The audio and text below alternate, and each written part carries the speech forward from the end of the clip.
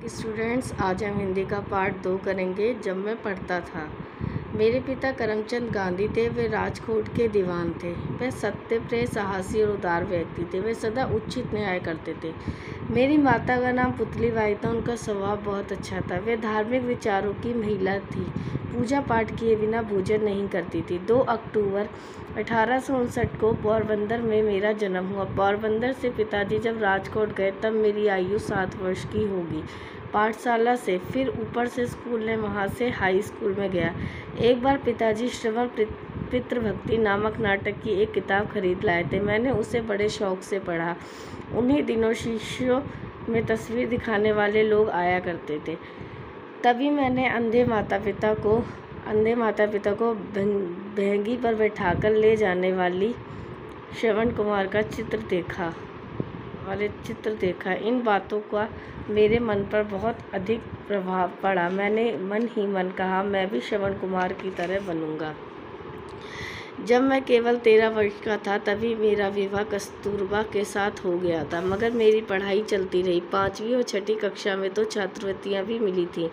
मैंने पुस्तकों में पढ़ा था कि खुली हवा में घूमना स्वास्थ्य के लिए लाभकारी होता है। ये बात मुझे अच्छी लगी और तभी से मैंने सैर करने की आदत डाल ली। सैर करना भी एक प्रकार का व्यायाम ही है। इससे मेरे शरीर मजबूत हो गया। एक भूल की सज़ा मैं आज तक पा रहा हूँ। पढ़ाई में अक्षर अच्छे होने की ज़रूरत नहीं। ये गलत विचार मेरे मन में इंग्लैंड जाने तक रहा। आगे चल के दूसरों के मोती जैसे अक्षर देखकर मैं बहुत पछताया। मैंने देखा कि अक्षर बुरे होने अपूर्ण शिक्षा की निशानी है। बाद में मैंने अपने अक्षर सुधारने का प्रयत्न किया, परंतु पक्के घड़े पर कहीं मिट्टी चढ़ सकती है। सुलेख शिक्षा का ज़रूरी अंग है। उसके लिए चित्रकला सीखनी चाहिए। बालक जब चित्रकला सीखकर चित्र बनाना जाना जाता है, तब यदि अक्षर लिखना सीखे तो उसके अक्षर मोती जैसे हो सकते हैं। मेरे संस्कृत शिक्षक काम लेने में बड़े सख्त थे। फारसी के शिक्षक नरम थे। विद्यार्थी आपस में बात करते थे कि फारसी बड़ी सरल है। यह सुनकर मैं ललचाया और एक दिन फारसी की कक्षा में जा बैठा। यह देखकर संस्कृत शिक्षक ने मुझे बुलाया और समझाया, तुम्हें संस्कृत समझने में कोई कठिनाई हो तो मुझे बताओ। मैं तो सब विद्यार्थियों को अच्छी तरह संस्कृत पढ़ाना चाहता हूँ। आगे चलकर उसमें रस ही रस है। देखो, हिम्मत ना हारो। तुम फिर मेरी कक्षा में आकर बैठो। मैं उन शिक्षकों के प्रेम के कारण इनकार न कर सका।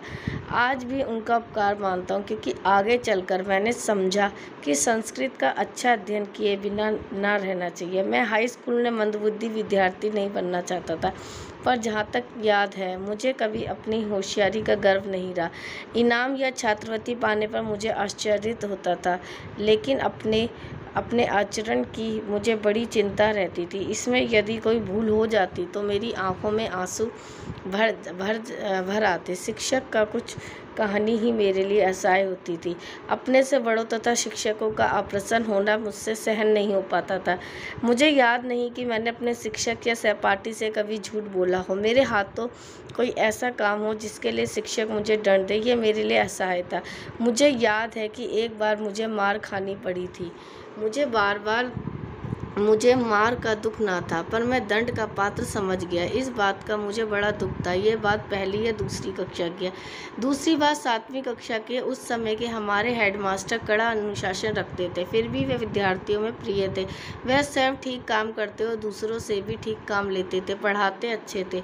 उन्होंने ऊपर की कक्षा के विद्यार्थियों के लिए व्यायाम और क्रिकेट अनिवार्य कर दिए थे। मेरा मन इनमें न लगता था। खेलना अनिवार्य होने से पहले तो मैं कभी व्यायाम करने, क्रिकेट या फुटबॉल खेलने गया ही नहीं था। वहाँ ना जाने मेरा संकोच स्वभाव भी एक कारण था। अब मैं ये देखता हूँ कि व्यायाम के प्रति यह अरुचि मेरी गलती थी। उस समय मेरे मन में ये गलत विचार घर किए हुए थे कि व्यायाम की शिक्षा के साथ कोई संबंध नहीं है। बाद में समझ आया कि पढ़ने के साथ साथ व्यायाम करना भी बहुत ज़रूरी है। व्यायाम में अरुचि का दूसरा कारण था पिताजी की सेवा करने की तीव्र इच्छा। स्कूल बंद होते ही तुरंत घर जाकर उनकी सेवा में लग जाता था। अब व्यायाम अनिवार्य होने से इस सेवा में विघ्न पड़ने लगा।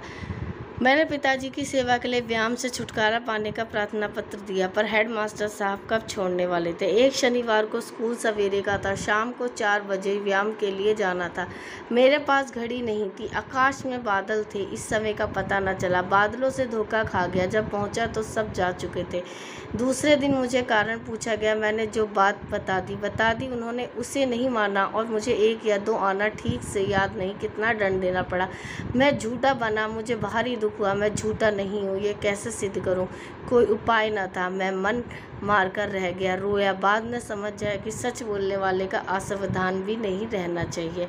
बच्चों देखिए, इसमें गांधी जी के बारे में बताया गया, उनके पिता का नाम क्या था, माता का नाम क्या था। और देखो बच्चों, इन्होंने यहाँ पर बोला है ना कि आपको कितनी भी अच्छी नॉलेज है, लेकिन अगर आपकी राइटिंग अच्छी नहीं, अगर आपको लिखना नहीं आता, तो आपकी शिक्षा क्या है, वो अधूरी है। उसके बाद ये देखिए, ये आपके शब्दार्थ हैं। सत्प्रिय, सत से प्रेम करने वाला। सत्यवादी, सच बोलने वाला। छात्रवृत्ति, वजीफा, असहाय, जिसे सहा ना जा सके। स्वास्थ्य, सेहत। अध्ययन, पढ़ना, पढ़ाई। अनिवार्य, जरूरी। धार्मिक, धर्म से जुड़ा, धर्म का। पितृभक्त, पिता की भक्ति। आचरण, चाल चलन, व्यवहार। सहपाठी, साथ पढ़ने वाला। व्यायाम, कसरत। अनुशासन, नियंत्रण। विघ्न, रुकावट। नाटक देखने पर गांधी जी के मन में क्या बात बैठ गई थी? क्या बात बैठ गई थी बच्चों? गांधी जी के क्या बात बैठ गई थी? ये बात बैठ गई थी कि चाहे हरिश्चंद्र की भांति दुख उठाना पड़े, पर सत्य को कभी नहीं छोड़ूंगा। गांधी जी किस भूल की सजा जीवन भर झेलनी पड़ी थी? स्कूल की समस्या में अपनी लिखाई को ना सुधारना। गांधी जी को बच्चों, एक गलती हमें पता है सारी ज़िंदगी झेलनी पड़ती है। अभी हम भी आपको कहते हैं ना, आप राइटिंग साफ लिखिए, लेकिन आप ध्यान नहीं देते। आगे चल के आपकी लेख की वजह से आपको कई जगह मार खानी पड़ती है। ठीक है, नेक्स्ट क्वेश्चन है, गांधी जी के लिए क्या बात असहाय थी? क्या बात असहाय थी बच्चों गांधी जी के लिए? गांधी जी के लिए अपनों से बड़े तथा शिक्षकों का अप्रसन्न होना गांधी जी को असहाय थी, मतलब उन्हें अच्छा नहीं लगता था। गांधी जी की व्यायाम में अरुचि के 2 कारण कौन से थे? पहला तो बच्चों यही था कि वह बहुत संकोची स्वभाव के थे, और दूसरों को वह अपने पिता जी की सेवा की वजह से बीमार रहते थे, तो वो उसे टाइम नहीं दे पाते थे। ठीक है, उसके बाद आपके ये शब्द लिखो आएंगे। इसके लिए एक शब्द लिखो, जो दूसरों से संकोच करे। संकोची, जिसे सदा सत्य प्यारा हो, सत्यप्रिय। जो सत्य के लिए आग्रह करे, सत्याग्रही। जो सदा सत्य बोले, सत्यवादी। जो पिता का भक्त हो, पितृभक्त। ठीक है क्लास, समझ में आया आपको? उसके बाद ये देखिए, निम्नलिखित वाक्यों में से संज्ञा शब्द छाटिए। देखिए, किसी व्यक्ति, वस्तु, स्थान या भाव के नाम को संज्ञा कहते हैं। किसके? किसी व्यक्ति का नाम, जैसे राहुल, अजय, सीमा। ठीक है, वस्तु का नाम क्या होता है? वस्तु कैसी होती है? पेन, पेंसिल, किताब। स्थान क्या? जैसे लुधियाना, दिल्ली, कानपुर। या भाव कैसा भाव होता है कि वह मतलब किसी चीज़ के प्रति अपना भाव बताना। जैसे वे राजकोट के दीवान थे। राजकोट के दीवान थे।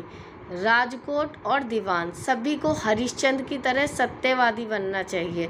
सत्य को कभी नहीं छोड़ना चाहिए। मैंने कभी झूठ नहीं बोला, ये भाव है। मैं तुरंत उसकी सेवा में लग जाता था, लेकिन अपने आचरण की मुझे बड़ी चिंता रहती थी। इच्छा, अनिच्छा, दुख, सुख, दंड, इनाम, उदार, अनुदार, अनिवार्य, ऐच्छिक, रुचि, अरुचि। ठीक है,